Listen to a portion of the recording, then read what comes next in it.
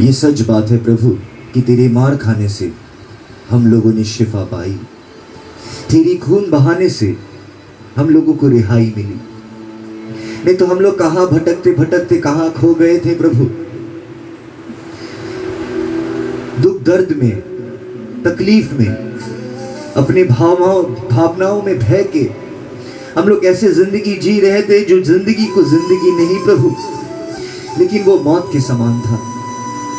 लेकिन तूने आके हम लोग के जीवन को बदल दिया। तूने आके हम लोग के जीवन में एक उद्देश्य दिया, एक मंजिल दिया। आज वो मंजिल में तू मुझे हम लोगों को चला प्रभु। इसीलिए जो सुनने वाले हैं प्रभु, आज जो मेरे साथ जुड़ चुका है, तू लोगों को आशीष दे प्रभु, कि आज ये वचन उन लोगों को धो दे प्रभु, उन लोगों को साफ कर दे, और ये वचन उन लोग के जीवन में आशीष बन के उभर आए। इसीलिए तेरे पास ये विनती, ये भिक्षा मैं मांगता हूं।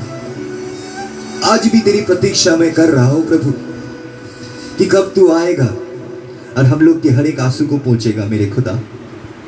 इसीलिए मेरे खुदाया, तेरे चरणों में मैं हर एक व्यक्ति को, हर एक विश्वासी को जो मेरे साथ जुड़ चुके हैं, जो मेरे साथ वचन को सुनने वाले हैं, वो हर एक विश्वासी को तेरे चरणों में मैं रखता हूं प्रभु। पूरा बस सबखारा ना बारा बस सबखारा ना बारा बा हीरा मन धन मारा बस सबखारा ना बस शबारा बा हीरा बस सबखारा ना बारा बस सबारा बारा बा पूरा मन धन मारा बस सबखारा ना बारा बस सबारा बारा बा हीरा बस सबखारा ना मन धन मारा बा। तेरी महिमा हो, तेरी स्तुति हो, तेरी आदर, तेरी सम्मान हो, क्योंकि हर एक आदर सम्मान पाने की योग्य परमेश्वर है तू। इसीलिए मेरे परमेश्वर, मेरे खुदाया, आज तू अपने मौजूदगी से भर, कि हम लोग और एक बार तुझे महसूस कर सके, तेरे और एक बार करीब आ सके। ये पापियों की कोई वजूद नहीं है, वजूद तूने दिया है मेरे मसीह। ओ मेरे मसीहा, मेरे खुदाया, तू आजा, आजा मसीहा, तू आजा, तू आजा मेरे परमेश्वर, तू आजा प्रभु। परीक्षा मत लेना, लेकिन हर एक परीक्षा में कामयाबी हम लोग को हासिल हो। तेरे पवित्र नाम में, यीशु के नाम में ये दुआ, ये विनती मैं मांगता हूं। आमीन। हालेलुया। वो आएगा जरूर, और एक दिन आके हम लोगों को वहां ले जाएगा जहां पर ही कोई दुख दर्द नहीं है, जहां पर ही कोई भी धोखा नहीं है, जहां कोई इंसान को धोखा नहीं देता, विश्वासघात नहीं करता, जहां खुदा की मोहब्बत बसता है, जहां उनकी अनकंडीशनल लव, जहां आनंद है, जहां इकाई है, जहां कोई चोर, कोई झूठा प्रवेश नहीं कर सकता, लेकिन वहां सच्चा इंसान की घर बनेगा। इसीलिए वो आएगा जरूर, आपके लिए और मेरे लिए। और आज की रिलेशनशिप के ऊपर मैं वचन देने जा रहा हूं। A relationship with God, intimacy with God. Intimacy एक करीबी रिश्ता खुदा यीशु मसीह के साथ। ये करीब रिश्ता अगर ना हो इंसान के जीवन में, वो कभी भी खुदा का स्वर्ग नहीं देख पाएगा। इसीलिए अगर विश्वासी के जीवन में सबसे भयानक, सबसे डरावना अगर कोई वचन है, तो वो वचन मत्ती के 7:21 में प्रभु कहते हैं,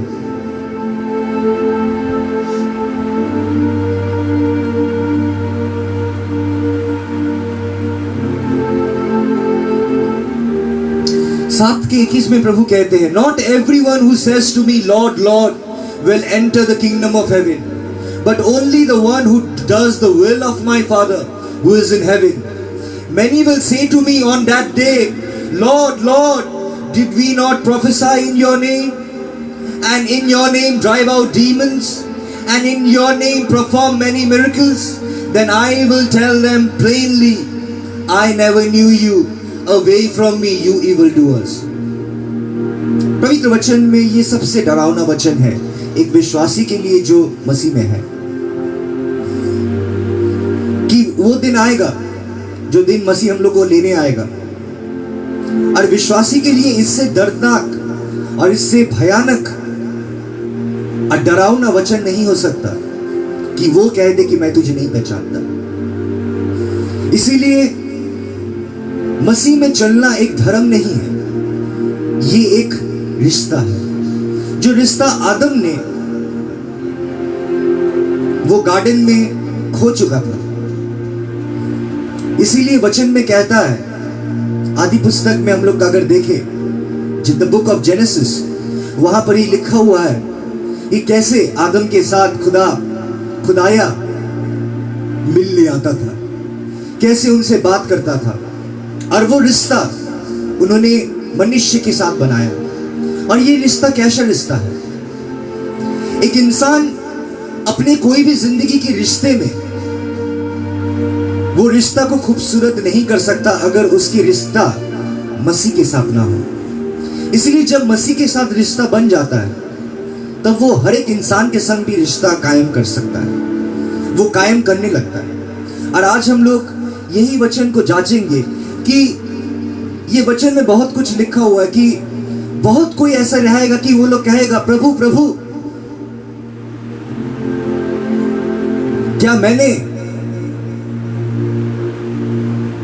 तेरे नाम में भविष्यवाणी नहीं की? क्या मैं तेरे नाम में शैतान को दूर नहीं किया? क्या मैं तेरे नाम में अलौकिक काम, करिश्माए काम क्या मैंने नहीं किया? खुदा ने फिर कहेगा उन लोगों को कि मैं तुझे नहीं पहचानता, दूर हो मुझसे, दूर हो मुझसे, मैं तुझे नहीं पहचानता।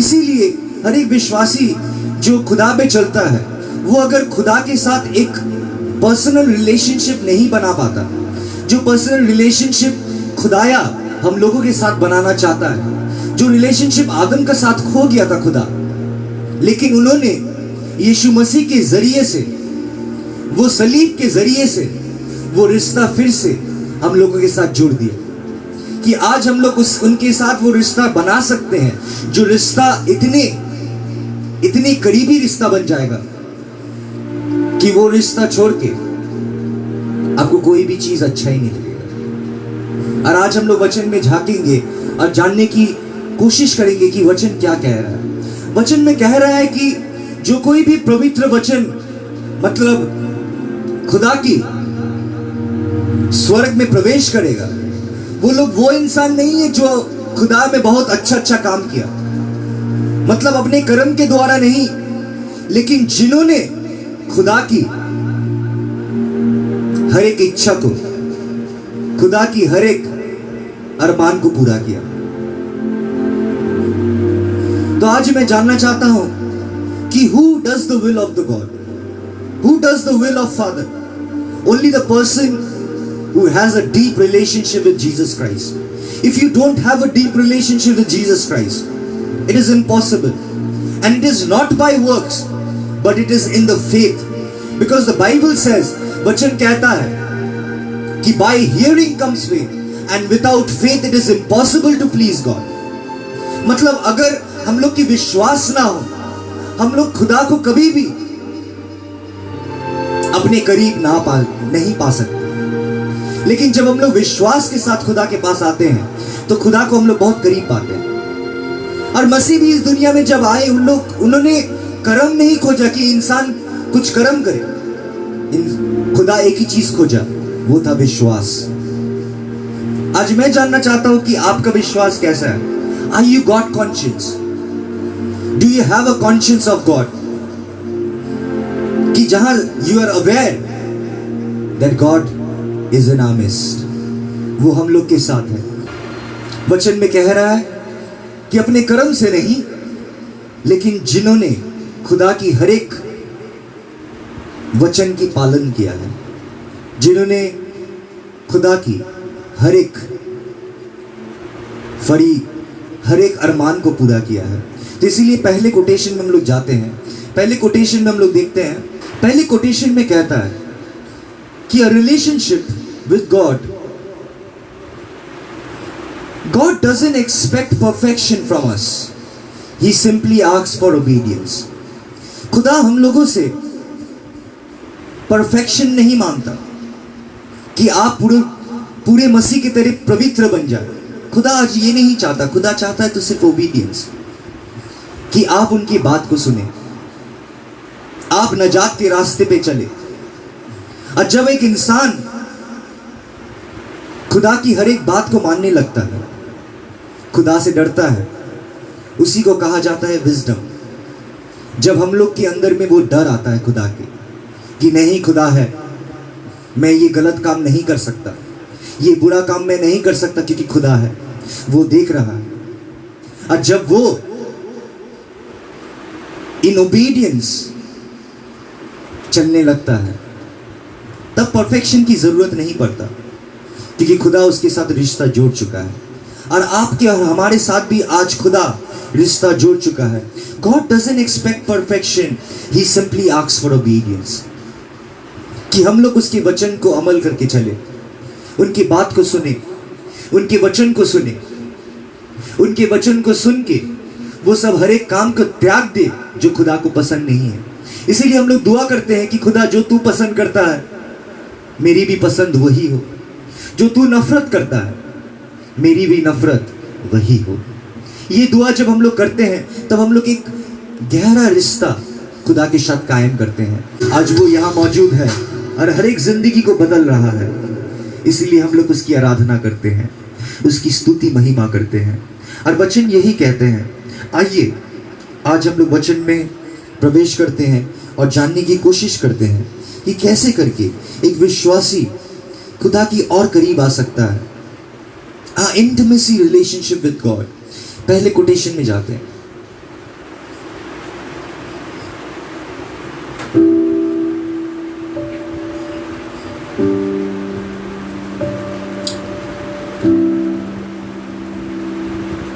सबसे पहला चीज होता है एक विश्वासी के जीवन में वेटिंग ऑन गॉड्स प्रॉमिसेस, कि प्रभु की अपेक्षा करना, इंतजार।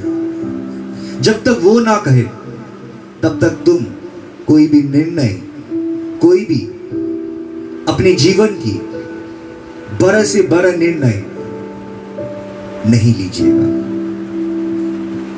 हम लोग इंतजार नहीं करते खुदा के, हम लोग कहीं ना कहीं उनको डिग्रेड कर देते हैं। आज हम लोग के लिए ज्यादा मायने रखता है हम लोग की दोस्त। बहुत कोई ऐसे हैं जिसके लिए मायने रखते हैं उसके दोस्त, उसकी बीवी, उनके बच्चे, लेकिन खुदा को हम लोग कहीं भी अपने जिंदगी में मौका नहीं देते। और कहीं ना कहीं जब हम लोग इस दुनिया में जो रिश्ता खुदा ने दिया, जो रिश्ता खुदा ने बना के भेजा, जिन्होंने तुम्हारे लिए योजना रखी, जब वो खुदा को हम लोग भुला देते हैं तब हर एक चीज हम लोग के लिए व्यर्थ हो जाता है।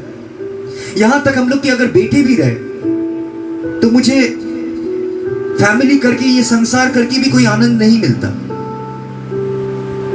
कहीं ना कहीं हम लोग खाली रह जाते हैं। मैं बहुत सारे परिवार को ऐसे जानता हूं जो परिवार में उसकी बीवी है, उसके बच्चे हैं, लेकिन अंदर से खाली है, क्योंकि कहीं ना कहीं ये दिल को कहा जाता है मंदिर। इस दिल को मंदिर इसीलिए कहा जाता है क्योंकि इसमें कोई एक ही बसता है। इसमें अगर तुम अपने परिवार को बसा लोगे, तुम खुदा के लिए जगह नहीं हो पाएगा। इसीलिए जो खुदा को बसाता है वो हर एक योजना को पूरा करता है, हर एक रिस्पॉन्सिबिलिटी को पूरा करता है। लेकिन हम लोग खुदा को हटा के जब हम लोग रिस्पॉन्सिबिलिटी को पूरा करना चाहते हैं और हम लोग प्रोवाइड करना चाहते हैं अपने परिवार के लिए, हम लोग जूझते रहते हैं। मैं बहुत सारे परिवार को ऐसा जानता हूं जिसके खुदा के साथ कोई रिश्ता नहीं है। वो लोग दो दो नौकरी कर रहा है कि अपने फैमिली को सपोर्ट कर सके, और वो दो दो नौकरी करते करते वो परिवार से दूर चले जाता है और उसके परिवार के संग वो रिश्ता कायम नहीं हो पाता। कितने बाप आज ऐसे हैं, कितने परिवार में आज ऐसे पुरुष लोग हैं जो बाहर में जाके नौकरी कर रहे हैं कि अपने परिवार को वो लोग सपोर्ट कर सके। और जब वो लोग दूर में रहते हैं, बिन बाप के उसके बेटे, उसके बच्चे लोग बड़े हो जाते हैं। और जब तक उसके बाप रिटायर करते हैं, तब देखते हैं कि उसके बेटे के साथ अच्छा रिलेशनशिप उसका नहीं बना, क्योंकि वो हमेशा काम करते हुए बिजी था, हर एक बिल्स पे करने में बिजी था। और कहीं ना कहीं हम लोग वो वजूद और वो प्रिंसिपल ऑफ लाइफ हम लोग खो बैठते हैं।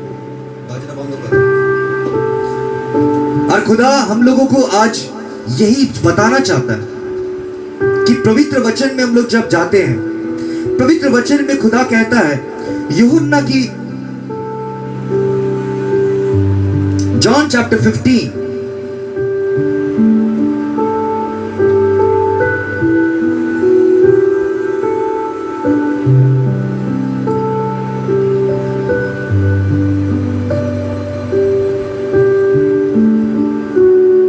जॉन चैप्टर 15 वर्सेस 1 में वो कह रहा है, I am the true vine and my father is a gardener.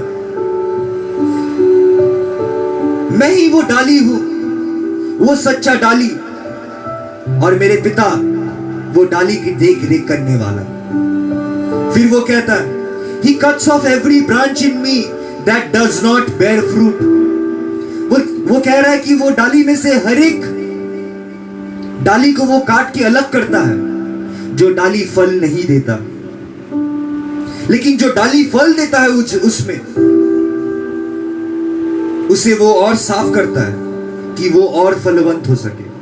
और फिर 3 में कहता है, you are already clean because the word I have spoken to you remain in me and I will remain in you।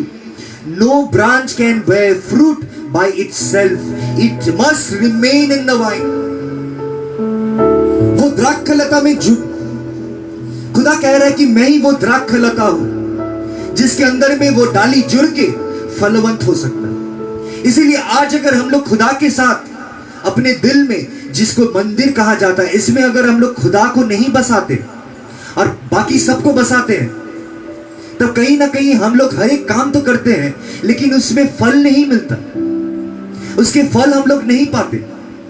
लेकिन खुदाया वचन में कह रहा है कि मैंने जो वचन तुझसे कहा, अब तू मुझ में रह कि मैं तुझ में बस सकूं, क्योंकि कोई भी डाली अपने आप फल नहीं दे सकता।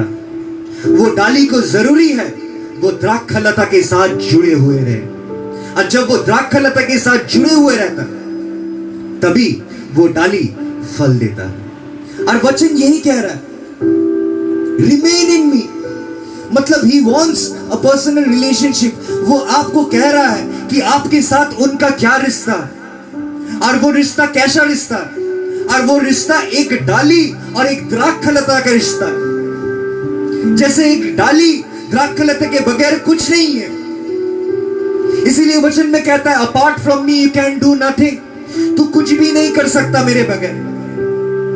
हर एक मनुष्य जो इस दुनिया में जन्म लिया है, वो यीशु मसीह के सिवा कुछ भी नहीं कर सकता। वो फलवंत नहीं हो सकता जब तक वो मसीह के साथ ना जुड़े।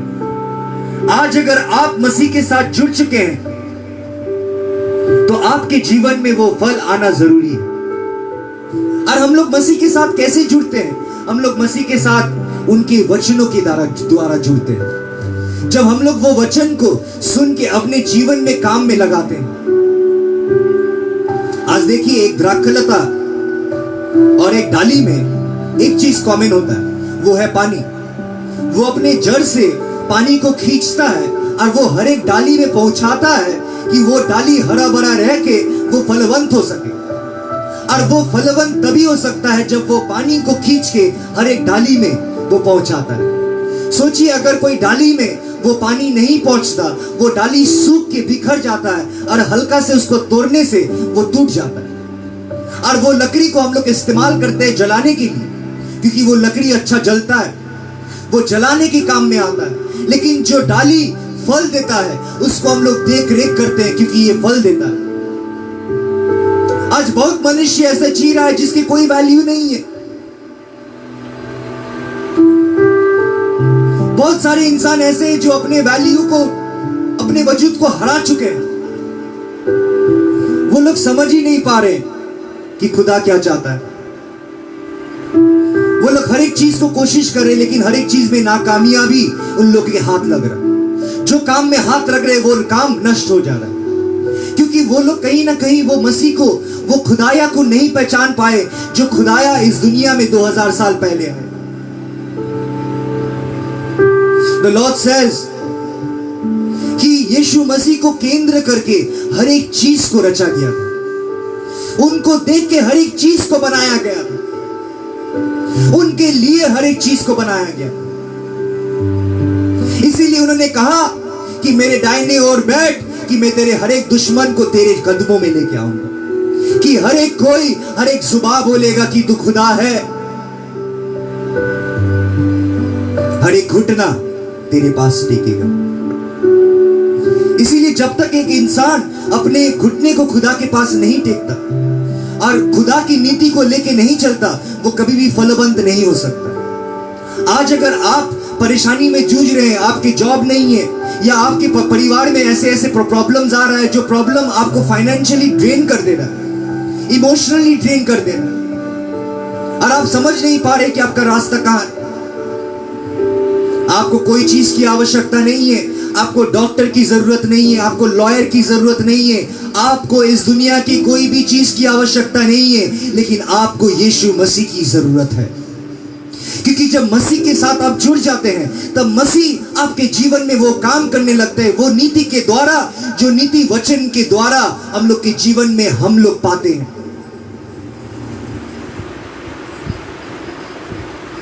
और पवित्र वचन हम लोग को यही कहता है कि वो हर एक इंसान के साथ एक गहरा रिश्ता बनाना चाहता है, और वो रिश्ता एक द्राक्षलता और एक डाली की तरह होता है। अगर आप लोग बागबान पिक्चर देखे, बागबान पिक्चर में अमिताभ बच्चन लास्ट सीन में कहता है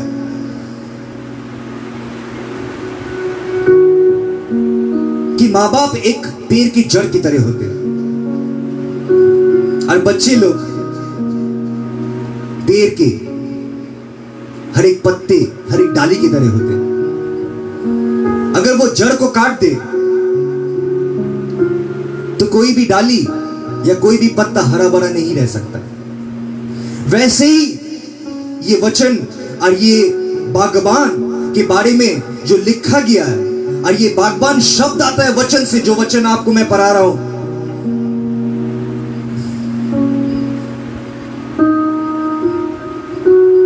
क्योंकि बागबान खुदाया पिता परमेश्वर है जो देखता है वो पेड़ को, जो पेड़ में हर एक पत्ते जो हम लोग जुड़े हुए हैं, और हम लोग तब तक फल नहीं दे पाते हैं जब तक हम लोग मसीह की नीति को नहीं देते। जैसे एक जड़ पानी को नहीं भेजता अपने डाली की तरफ, तब तक वो हरा भरा नहीं हो सकता। इसीलिए यीशु मसीह के साथ रिश्ता को जोड़ना बहुत ज्यादा आवश्यकता है। एक विश्वासी क्यों इतना विश्वास में चला जाता है कि वो उठते बैठते सोते जागते दुआ करता है। एक ऐसा रिश्ता बन जाता है जो रिश्ता को इस दुनिया में समझाया नहीं जा सकता, क्योंकि ना इस दुनिया वाले मसीह को देखे हैं, ना इस दुनिया वाले पवित्र आत्मा को समझा है। लेकिन जिन्होंने मसीह को पाया और जिन्होंने पवित्र आत्मा को पाया, वो एक रिश्ता कायम हो जाता है, जो रिश्ता को हम लोग बयान नहीं कर सकते। और हम लोग ये रिश्ता को समझने के लिए अपने आंख, अपने कान और अपने मुंह को इस्तेमाल नहीं करते। ये रिश्ता को समझने के लिए हम लोग को पवित्र आत्मा इस्तेमाल करता है। और जब पवित्र आत्मा हम लोग के जीवन में आता है, हम लोग वो सब काम करने लगते हैं, हम लोग खुदा के साथ बात करने लगते हैं। नहीं तो हम लोग को दुआ सिखाया गया था, ये दुआ करो, जो दुआ हम लोग को पेपर में लिखा था, और वही दुआ हम लोग पढ़ते थे। बहुत सारे इंसान ऐसे भी जानता है कि उन लोग के खुदा के साथ कोई रिश्ता नहीं है बोल के उन लोग को लिख के दिया जाता है, और वो लोग वही दुआ पढ़ता है। आपके साथ अगर खुदा के रिश्ता है, आपको साम्स की जरूरत नहीं पड़ेगा, आप खुद एक साम्स बन जाइएगा। आप खुद साम्स के तरह एक एक वचन और एक एक प्रार्थना कीजिएगा, क्योंकि पवित्र आत्मा हम लोग के अंदर में आके वो हर एक याचना खुदा के पास करता है और हम लोग को सहायता करता है कि मसीह के साथ हम लोग की रिश्ता और मजबूत और ताकतवर हो और गहरा हो। इसीलिए हम लोग को नहीं मालूम कि हम लोग कैसे करके उनके पास आके दुआ करें, क्योंकि हम लोग पापी हैं। लेकिन जब हम लोग विलिंग हो जाते हैं, जब हम लोग ठान लेते हैं कि नहीं, मैं बैठूंगा खुदा के पास, मैं उनको समय दूंगा, जैसे कि इंसान को समय देते हैं, जैसे एक दोस्त को समय देते हैं, जैसे कोई परेशान रहते हैं जिसके हम लोग मोहब्बत करते हैं या प्यार करते हैं, कोई परेशान रहने से हम लोग समय देते हैं, वैसे ही एक विश्वासी जब विश्वास में आता है वो खुदा के साथ समय बिताने लगता है। और जब वो खुदा के साथ समय बिताने लगता है, वो सब लिखाया हुआ प्रेयर नहीं करता, वो दाऊद के गीत नहीं गाता, वो दाऊद के प्रेयर को वो रोज नहीं पढ़ता, लेकिन वो खुदा के साथ एक ऐसे रिश्ता बनाता है जैसे इब्राहिम के साथ खुदा के रिश्ता था।